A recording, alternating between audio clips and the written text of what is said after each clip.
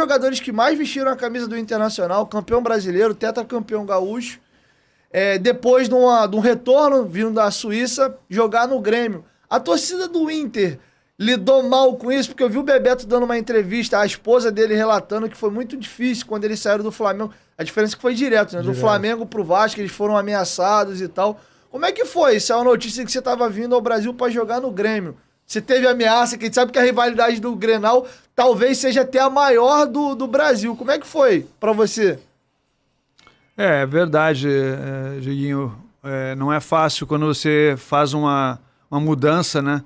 No caso, e vai para um rival, várias coisas elas acabam assim, te deixando um pouco preocupado, né? E uma dessas é essa que você citou do Bebeto, porque às vezes o torcedor não entende isso, ele não entende essa mudança. É claro que é diferente, né? Eu saí do Internacional em 86, vim para o Rio de Janeiro e depois joguei Bangu, Botafogo, fui para fora e depois que eu voltei para o Grêmio. Então foram 10 anos, não é, de diferença. Então isso aí faz com que as coisas elas deem assim, uma acalmada, né? E você não tem aquele impacto da transferência direta. Eu lembro até que quando eu estava no Internacional, o Batista saiu do Inter para o Grêmio diretamente, né? Aquela coisa do passe, e como aconteceu com o Bebeto. Então aquilo foi um choque. Naquele momento ali foi um negócio que assim, o pessoal ficou, não está acostumado com isso, né? Não era normal acontecer. E aos poucos, é claro, vai passando isso aí. Mas comigo foi diferente, né? Foi diferente porque eu demorei esse tempo todo, estava fora, e aí quando eu voltei, eu acho que o negócio estava um pouquinho mais calmo. Mas sempre vai ficar aquele, né, torcedor, aquela pessoa que fica com o pé atrás.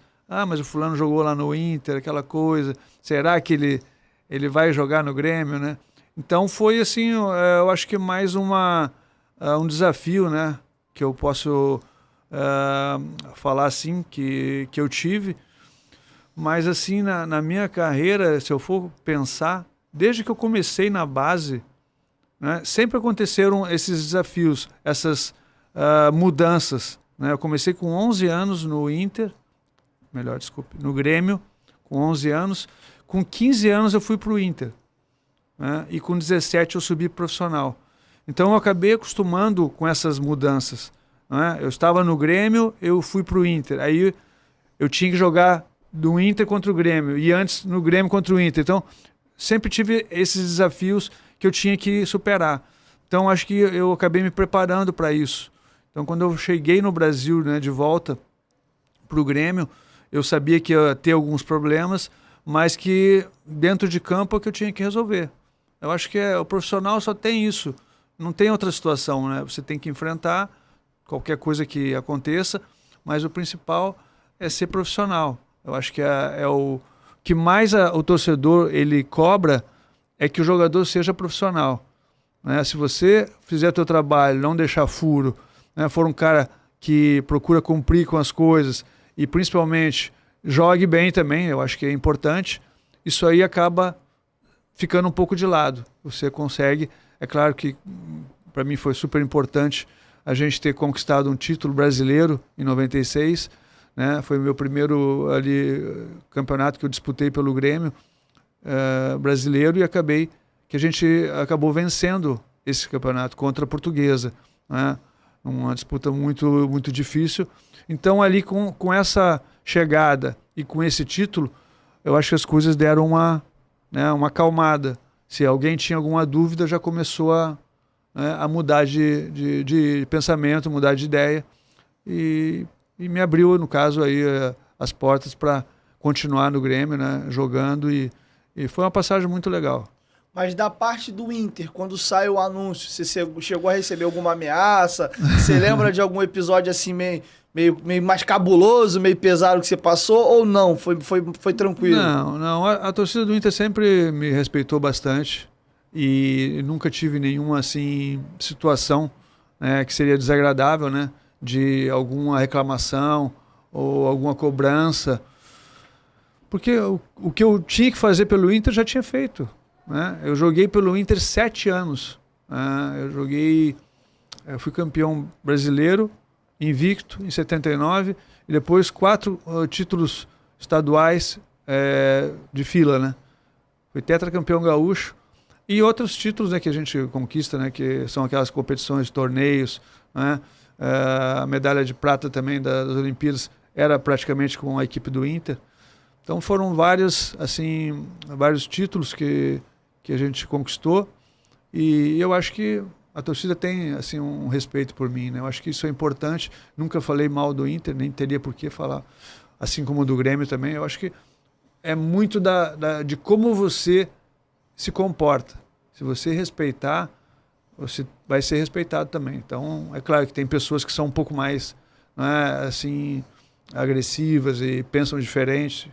Você não vai conseguir nunca unanimidade, né? Mas eu acho que a forma que aconteceu foi...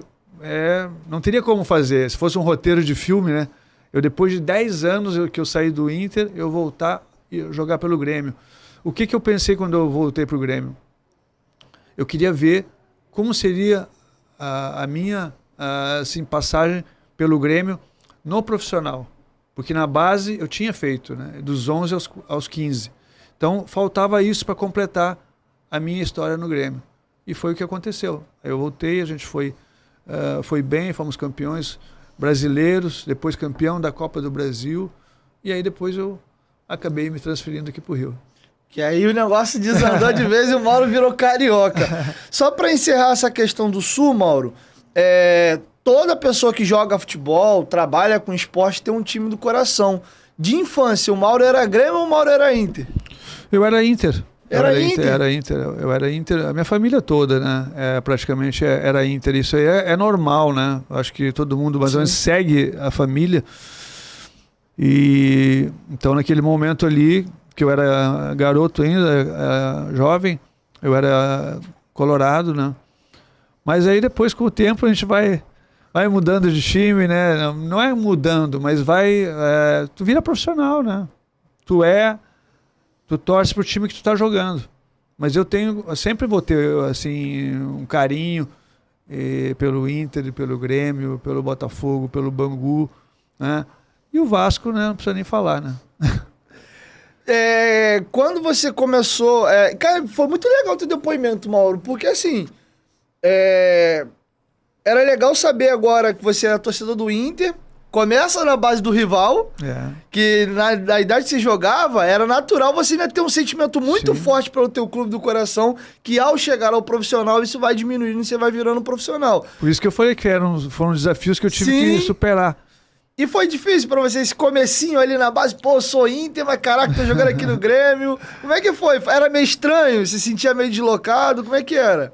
Mas assim, foi uma coisa muito natural, né? Acabou acontecendo, porque o futebol, eu acho que ele te dá essa possibilidade, né? Mesmo você tendo um clube de coração, quando você tá ali, você começa a se integrar àquele grupo de atletas, né? No meu caso, quando eu comecei no Grêmio eu tinha 11 anos, então eu entrei no Sub-12, né? Então você começa assim a viver aquilo ali. Então, para você, naquele momento, eu acabo me tornando um cara identificado com o Grêmio, né? Porque eu estava ali e eu tinha, vários amigos, e a escolinha do Grêmio era muito, assim, organizada, né? Pouco tempo que eu cheguei ali, a gente viajou logo para Uruguai, depois viajei para São Paulo, no Campeonato Brasileiro, que nós ganhamos também, né? Sub-14. Então foi tudo, assim, acontecendo naturalmente.